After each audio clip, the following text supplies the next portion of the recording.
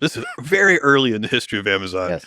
And we were going over a weekly business review and a set of documents. And I have a saying, which is when the data and the anecdotes disagree, the anecdotes are usually right. And it doesn't mean you just slavishly go follow the anecdotes then. It means you go examine the data. Because it's usually not that the data is being miscollected. It's usually that you're not measuring the right thing.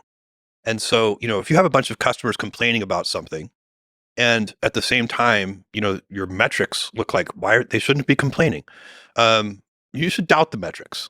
And an early example of this was we had metrics that showed that our customers were waiting, I think, less than, 60 seconds when they called a 1-800 number to get, phone customer service. The wait time was supposed to be less than 60 seconds. But we had a lot of complaints that it was longer than that. And anecdotally, it seemed longer than that. Like, I would call customer service myself. And so one day we're in a meeting, we're going through the WBR and the weekly business review, and we get to this metric in the deck. And the guy who leads customer service is to fit in the metric. And I said, okay, let's call. And I picked up the phone and I dialed the 1-800 number and called customer service.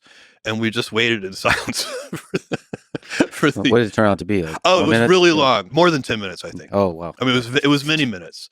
And so, it dramatically made the point that something was wrong with the data collection. Yeah. We weren't measuring the right thing. And that, set off a whole chain of events where we started measuring it right. And that's an example, by the way, of truth telling. Is like, that's an uncomfortable thing to do. Yeah. But you have to seek truth even when it's uncomfortable, and you have to get people's attention, and they have to buy into it, and they have to get energized around really fixing things.